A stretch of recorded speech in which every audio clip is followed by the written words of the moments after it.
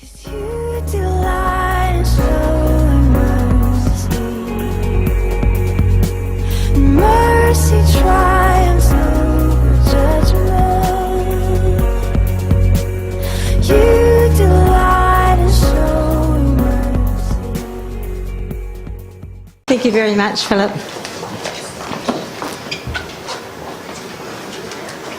Well, hello everybody again. You must be getting sick and tired of my face. It seems to have gotten to a pattern that one year my daughter Michelle gives a presentation after Holy Mass and then we kind of alternate, and this year's my turn. But before I start, I'd like to give tribute to John and Beth Porteous and to Bill Moore and their team for the outstanding job that you do year after year after year. And I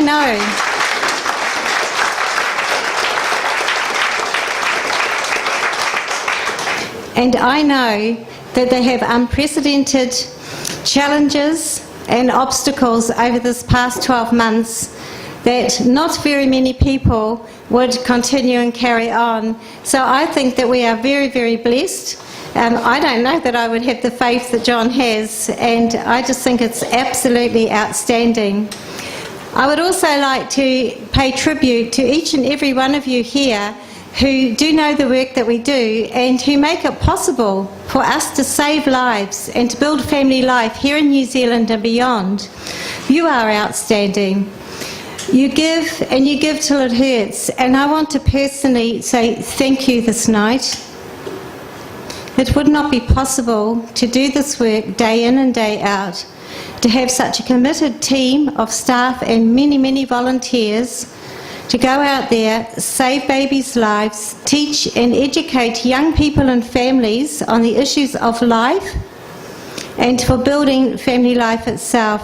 So I really, from the depths of my being, I don't often get to say thank you on a personal level, but tonight I am thanking each and every one of you.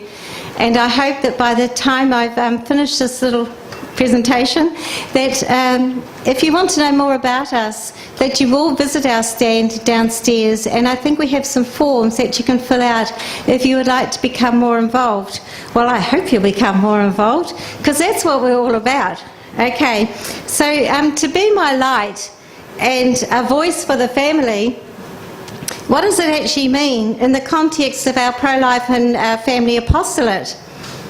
For us it means that you and I must be courageous in our witness to life, faith and family in whatever our personal circumstances in life are.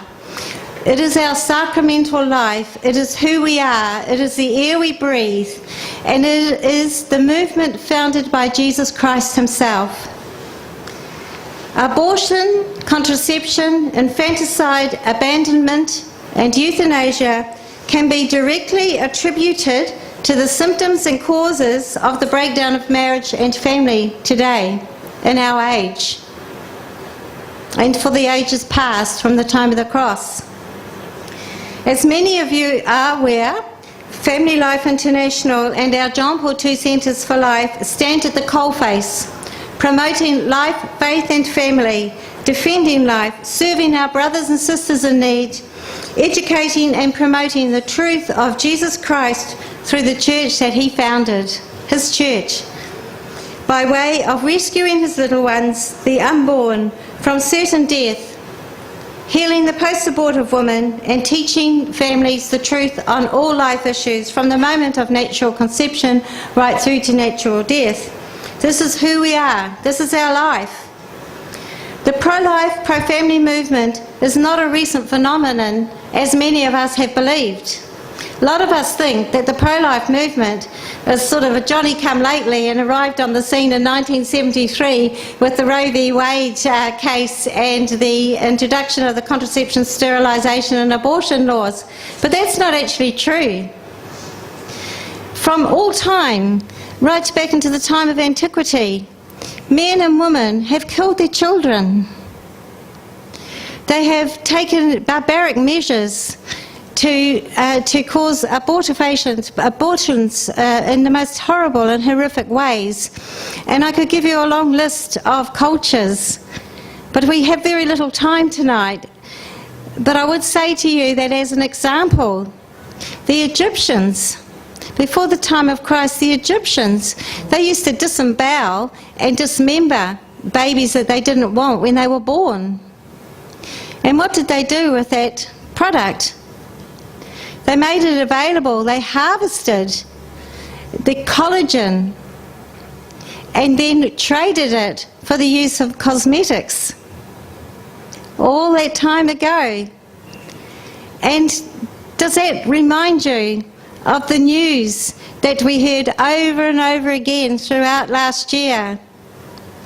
Of the sale, the dismemberment and the sale of aborted babies' tissues, hearts, livers, eyes, lungs, stem cells, not made to order, I beg your pardon, but pre-ordered and sold. And so what we see is that history has repeated itself over and over again. But at the time of Christ, God sent his only Son. Enough was enough. God sent his only Son. We have just absolutely and magnificently rejoiced with Easter. We have been through the Triduum, Maundy Thursday, Good Friday, Holy Saturday, Easter Sunday, the life, the death and the resurrection of our Lord Jesus Christ. We have just celebrated that he came, Jesus came to save us, to give us life, and to ask us to be people of life. Because you see, you can't be a Christian and not be pro-life. The two things go hand in hand. They are synonymous. It is not possible to be a Christian without being pro-life. And that's why every single person in this room is challenged deep within the soul of your being, in the fibres of your being, to give of yourself, whether it be in prayer, personal sacrifice, financial sacrifice, out there on the street praying. You are called, I am called, to give of ourselves in every possible way to save lives for the greater glory of God. But you know, it's not easy. And I know it can be very, very difficult. I know in my own personal life it's difficult. But my husband and I have devoted our entire lives to the pro-life movement and to our special needs family.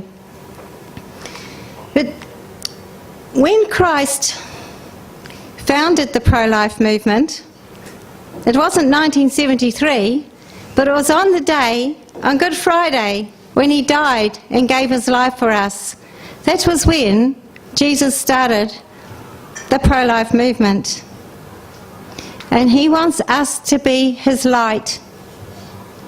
We have to carry that light forward and pass it on with humility and great love and respect to every person we meet, to promote the life of faith in the family, to show mercy, compassion and understanding. And right at the very beginning, with the early Christians in the apostolic era,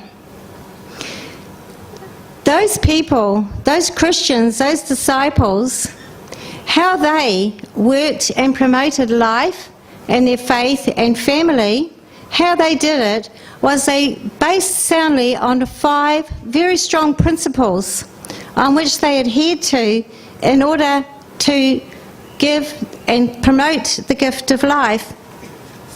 And they were based on orthodoxy. That was the first principle. Orthodoxy, an unwavering commitment to an ethic of life.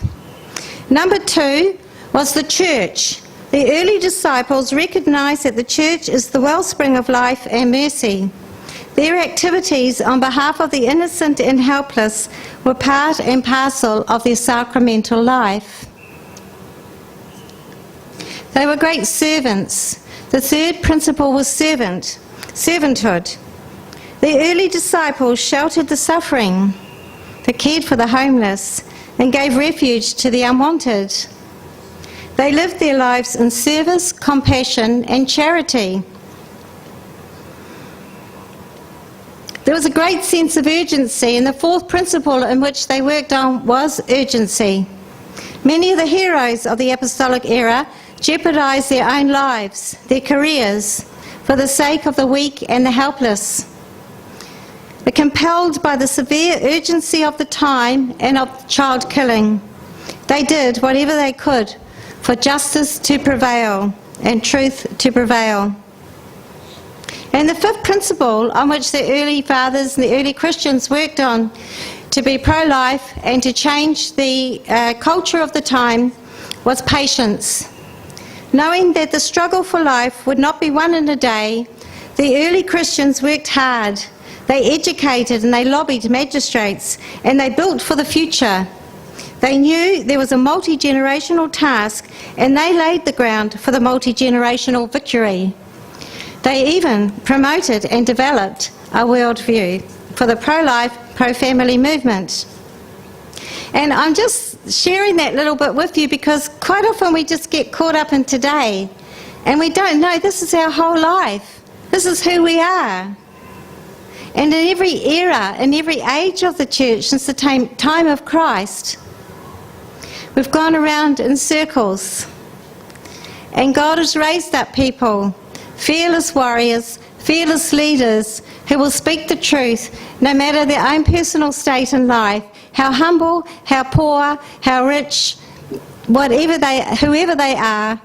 He's raised them up to work on those 5 principles of orthodoxy, working in the centrality of the church, being great servants, working with a sense of urgency, but understanding we're in there for the long haul and we must have great patience. So every era, every age has undergone this cycle. So I kind of shared that with you so you get a bit of a grasp of this DVD we're going to show you any minute now. It's just a 4-minute DVD, and it's just sharing a small amount of the 40 Days for Life prayer campaign. It's not something that we just thought of. People have been standing outside abortion places praying for many, many years. I know that I've done it myself for over 20 years until my friend Jean and her cohorts have done the same. But for the last 3 years, we've been doing 40 Days for Life as a Lenten sacrifice. So we're just going to show you this. So it's not something we've thought of, but it's what we're called to, and it's part of the cycle of this age that we find ourselves now in and that we must defend and promote. Once we've seen that, I'm going to tell you a couple of stories about some of the mums we're working with, and I want to bring it around to how we have to work with these mums, save their babies' lives, but we've got to bring them around to real, true family life, and we'll talk about that shortly. Ever wondered why people gather outside abortion facilities, holding signs, praying and singing? Why would anyone want to do that? Aren't they just wasting their time, being a public nuisance, judging women who already have a difficult choice to make? Yet more and more, ordinary people are volunteering to stand, pray and offer sidewalk counselling outside abortion facilities as a public witness and an outreach to abortion-vulnerable women. 40 Days for Life has become a worldwide phenomenon. More than 675,000 volunteers have kept vigil outside the abortion facilities in their local communities, taking shifts in small groups for 40 consecutive days in the hope that their efforts will help women and ultimately bring an end to the tragedy of abortion. In New Zealand, for the last 3 years, Family Life International has sponsored 40 Days for Life prayer vigils in Auckland and Wellington. And in 2016, a prayer vigil will also be held in Christchurch. Sometimes it's hard to know the good that comes from praying outside an abortion facility, but we know that it works. Through the 40 Days for Life vigils held around the world, more than 11,000 babies have been saved, including here in New Zealand. We also know of many abortion workers who have quit and abortion facilities that have closed their doors for good. It was just after the last 40 Days for Life campaign that we received a call from the local abortionist. There was a young lady, Ayesha, had presented herself there looking for an abortion, a late-term abortion, that she was very unwell and she actually had no money to pay for this procedure.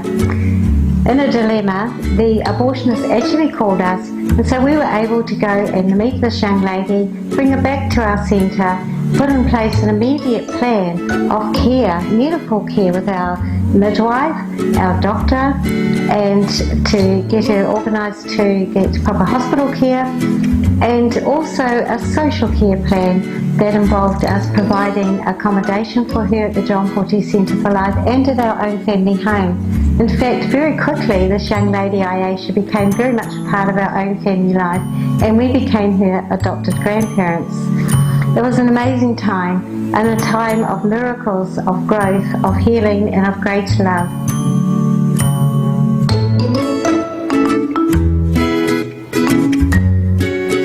Soon after this beautiful baby girl was born, another miracle happened. The whole family was reunited, and soon after that, this lovely couple got married. Now, this little wee girl, Lena, is now 1 year old. She's just celebrated that birthday. This family are happy, they're moving forward in their life, and it's just a magnificent story and testimony of love and what we can do when we take that step in faith to help mothers and babies, no matter what their circumstances in life, to make a pledge to them regardless, to be there for them, to love them, to care for them, and to go that extra mile. And interesting enough, my husband Terry and I are grandparents, adoptive grandparents, to hundreds and hundreds of little babies around this country, because invariably, as these young girls come to our home and our family, they want to be a part of our family. They see that love in action, they feel accepted and loved and wanted. So we have an extended family of hundreds and hundreds of children who otherwise would have lost their life, leading meaningful, happy lives with their natural families. As a direct result of 40 Days for Life, this young family is intact. They're having a wonderful life together, moving forward in their life, contributing to this society, and they are one happy family. Here was a woman who sought an abortion because she could not see how she could have a baby with no money. She also feared being rejected by her family and her child's father. And this amazing young family now enjoy the support of family and friends as they raise their beautiful daughter here in New Zealand. 40 Days for Life works. It saves lives and supports vulnerable women in our community to find ways to choose life for their babies and build a better future. But 40 Days for Life relies on you. It relies on ordinary people, mums, dads, grandparents and children, to gather and say, we care, we're here to help, we won't judge, we accept you, we love you and we're praying for you. The time has come to get involved. You too can make a difference in your community. You can save lives. Together we have the solutions. 40 Days for Life. Sign up now at www.fli. Thank you. So, as I say, that's one aspect of our life, and I firmly believe that it's not good enough to sit on the end of the telephone and take a call and try and help a mother just over the telephone. We have to befriend her, give her love, be a mother to her, be a grandmother to her, be who she needs us to be there in her greatest hour of need, and to be there for the father of the baby. Now, I will never, ever talk about partners. The staff and volunteers know that. It's the no-go zone. They are boyfriends or fathers of the baby. A partner is a business deal, and it has no place in a true and real friendship with a mother and a father and their offspring. So what we try and do and what we work towards is meeting the mother, meeting the family where possible, bringing them together, finding out what their needs are. How can we help them? How can we bring them to the next stage in their life? To bring them around to real family life. And it does happen on a number of occasions. And I'd just like to tell you a little story about two of our mothers, maybe three, I don't know. This might go on all night if I do that. Who have hope in their life and whose lives are changing. And the reason why I started out earlier on to tell you a little bit about the history in tiny, quick snippets is that St. Basil the Great is a great friend of mine. He's an amazing, wonderful teacher, preacher he was, and he was a real inspiration for the pro-life movement. And in his day, like he was only born in 330 after the time of Christ, so he's one of the fathers of the church. You know, he's one of the early Christians that I was talking about earlier on. He was an amazing scholar, a teacher, phenomenal man, amazing education. But when he found out, he was in Caesarea, when he found out there's a whole group of abortionists, well, he got onto it, didn't he? He rolled up his sleeves and he got out there. He formed the first non-ambulatory service.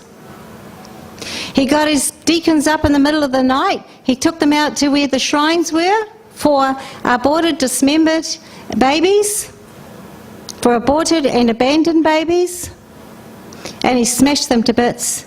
He had moral fibre. He had a strong spinal cord, and he led people. He taught them the truth.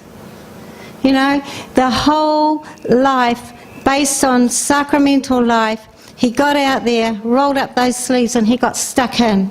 But he taught and he lobbied. He lobbied the magistrates, and he was instrumental, significantly instrumental in getting the law changed so that that child sacrifice, that killing of children after birth and trying to get rid of them before birth was murder at that time. So you got great people rising up in that cycle of life, and then things settle down and you have a great ethic of a life, you have a great, society for a while, and then things change and then you go into a new era. And that's happened, 3 or 4 times since the time of Christ, and I think we might be even into like the 4th era now.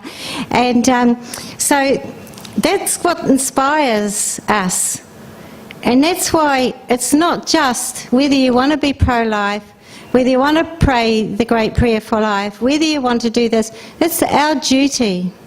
It is part and parcel of who we are. We cannot be Christian if we are not pro-life. Sorry folks, but that's the A and the Z of the whole matter. So I just want to tell you about a couple of ladies that kind of in our care at the present time. Well, a lot of you will know because I know that you support us. And I want to tell you about Gianna. It's not her real name, but we call her Gianna after St. Gianna Beretta-Mola. She's a very sick girl. And she's 26 years old, and she's pregnant, and she has cancer. But she has refused cancer treatment. She has had her lymph nodes removed because it didn't hurt baby. But she has refused cancer treatment in order to give life to her baby. She's never been brought up in the faith.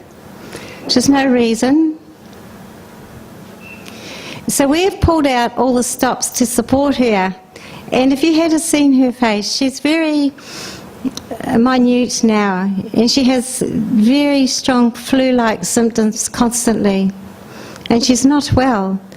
One day I saw her and she had fallen asleep at the end of the bed on the floor. The kids were running around everywhere. But she'd been there all night, and it was like 12 o'clock the next day, so she's not well.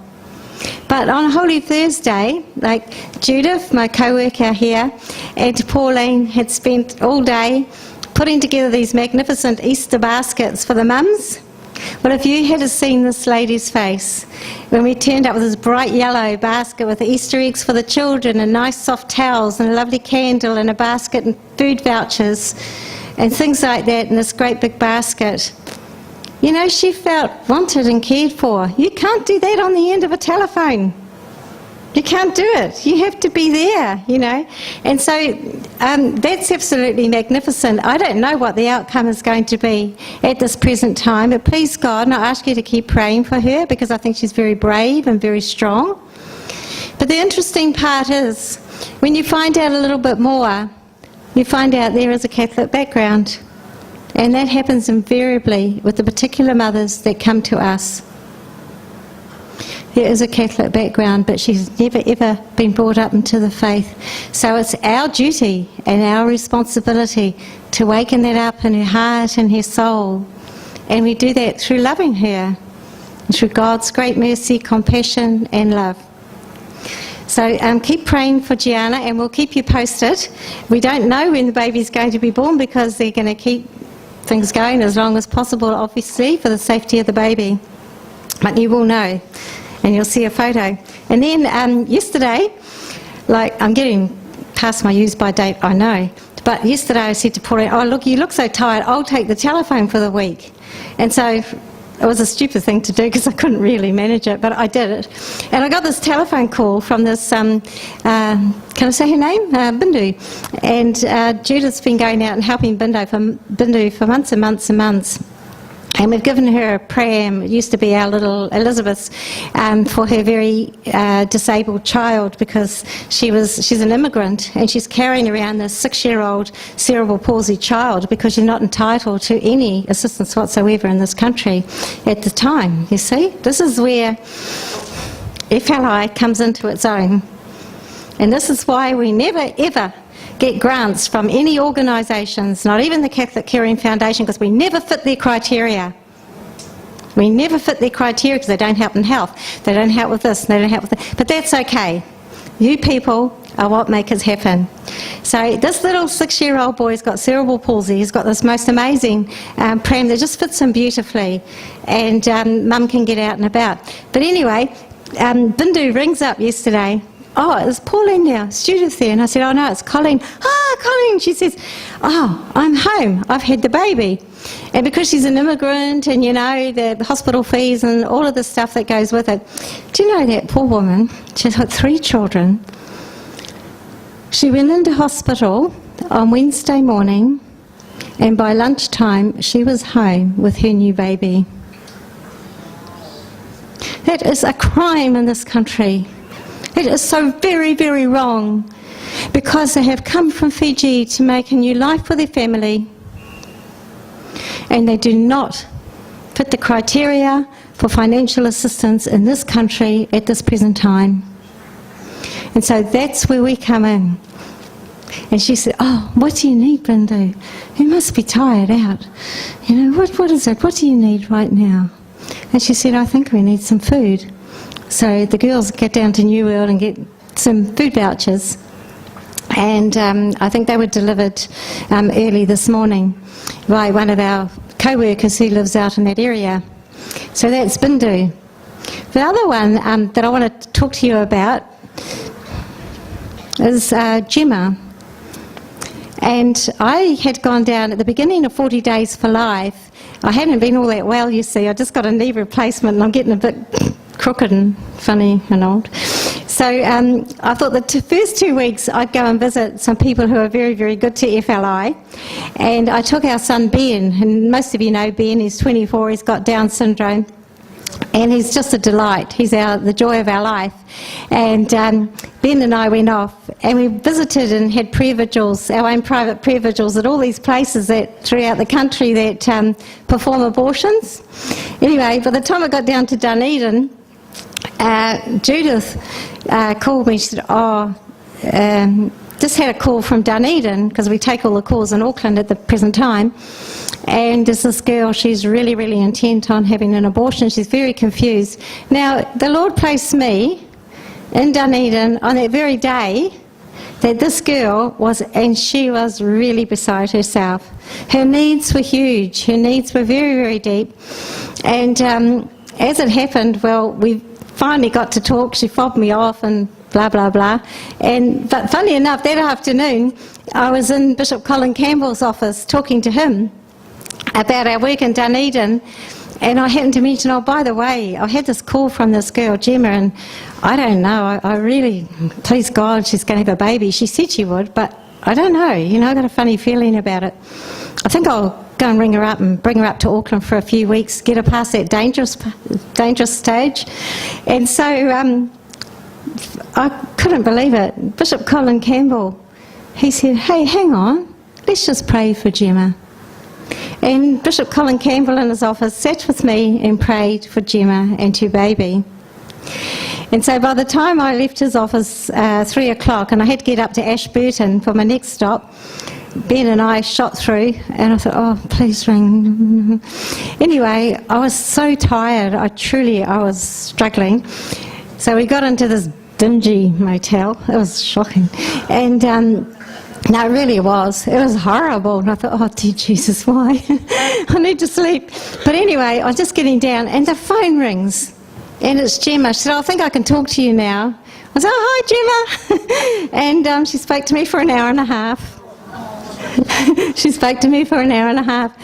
But partway through that conversation, I noticed a change in her voice. It was quite, I don't know what had happened, but something I said or something that she felt, she changed. And from that moment, she was going to definitely have this baby, and she couldn't wait to meet me. And of course, I was already on my way back up north. So we chatted, and I said, sometimes the mums actually come and stay at our family home. But, we've kind of got like 3 handicapped kids at home still, and it's a bit, noisy, especially as one of them's deaf. And I tell you now, deaf means loud. Just get into your head, deaf means loud, especially when you're profoundly deaf. Our daughter is extremely loud. And she said, oh, that's all right. And, oh, I think I'll come.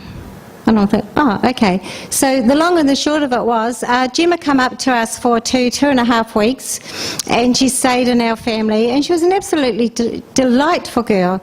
She came down to see Mary, the midwife, and we got a new plan, social plan, educational plan for her, because this is so, so important. You can't just say, oh, good on you, you're going to have your baby. You're going to help them to change their lives, the whole cycle of their life. So anyway, the long and the short of it is she's gone back to Dunedin. As soon as she got out of my house, she apparently decided she's going to have a late-term abortion. But we've got lovely ladies in Dunedin, and so we kept texting backwards and forwards. She can't have an abortion now, and she's quite happy. She's made a decision. I think just going back into the same old really threw her again.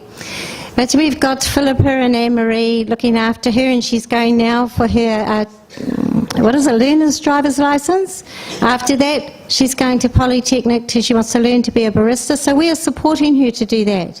And we will help her, give her everything that she needs for this new baby. We send her gifts for her little daughter and all that sort of thing. But this is why I'm telling you this whole thing about the voice of the family, that's not enough. That's not enough. She's got a boyfriend who comes and goes, and he's back in the house. And I said, well, you tell that Tyrone that 2 weeks after Easter, Colleen's coming down to Dunedin. And I'm going to sort him out, because he's got to man up. If he wants to be the father of your children and he wants to have a family, he's got to man up and decide, is he going to have a proper job? Is he going to look after you and take care of you and your children? And she said, oh, God, please, thank you. But I'm thinking she's saying, oh, God, don't go away. So I've reminded her, and I got a text, a couple of days ago, and I said, the text, I'm going to get Peter to, because I'm not very tech savvy, all that stuff, IT savvy. I'm hopeless. They know it in the office. That's why I haven't even got decent notes. But Peter's going to get all these text messages from these mothers and get them sorted for me so I can get them onto the files, because then I forget. But Gemma, she texted me and she said, I have never in my life known anyone to do what you have done for me. Never. Now, she's a Catholic. She's not baptised, But one day, when she was up here, I took her into the chapel. I said, now, you're coming up, we're Catholics, is that an issue? And, no, I don't care, So she went in the chapel and Father Clovis was saying Holy Mass, and it got her. She didn't understand all about the Mass. She said, what's this, what's that, because she's a real woman of the times. I mean, she would leave me for dead. She is beautiful, and her mother was into gangs and all this sort of stuff. But something sparked that knowledge deep in her that there was a Catholic background. And after Holy Mass, she said, actually, I think my grandparents might have been Catholics. Well, we did a bit of research, and sure enough, they were really good Irish, Part Maori Catholics in Dunedin. She'd never been baptised, nothing. But you know what we're doing now? I'm going down to Dunedin. I'm waiting until I turn 65 because I think, that's in a couple of days' time. Yeah, I know. And it's really weird. But I'm going down and we're going to see Bishop Colleen Campbell together and see if it's appropriate for her to take instruction, because she wants Bishop Colleen Campbell, because she knows Bishop was praying for her, you see. So she wants Bishop Colleen Campbell to baptise this baby. But you've got to go down there and spend the time with her and teach Philippa and Anne-Marie what to do and what to say and all that sort of stuff, so that she understands step by step, process. You can't just have it, But isn't that wonderful? And these are the miracles. So we've got to get down there. I can't just leave her. I will say, oh, please, Philippa, take it over, and that's great. And she is. It's good. But I have to nurture them along to go through all of the right process, because we can't leave Gemma there. We have to see a baby born safely, come back to the fullness of the faith, to be baptised. That's her heritage. That's what she deserves. That's where she belongs. And then Tyrone to step up, to man up. And then, and then to fulfilment in marriage, or it's bye-bye Tyrone, come back when you're growing up. So this is what we do. This is who we are. And that's why it's so important that the pro-life movement and family, our faith, our sacramental life, all go hand in hand. So, I sort of diverted, but that's me. But I hope that's given you a bit of an overview. And pray for these mums, and pray for little Bindu. We have so many immigrant mothers that come here. They do not qualify for any New Zealand help, midwives and nothing. And it can cost us up to $18,000. But who cares? I don't care whether it's in the bank or not. Isn't it terrible? But it's the truth. Because I know, when I tell you the story, it's the truth, what's happening, and you help us. And with Gianna, who I talked to you about before, people have been so good and so amazingly kind. This year, we have been able to form a separate full fund for Gianna and her baby. And that baby, whatever the outcome is, whether he has mummy or what, we don't know yet. It's a touch and go. We have got no idea. But we know that little child will be provided for. So isn't God good? Who needs a foundation when you've got so many good Catholics like you? Thank you. God bless you all.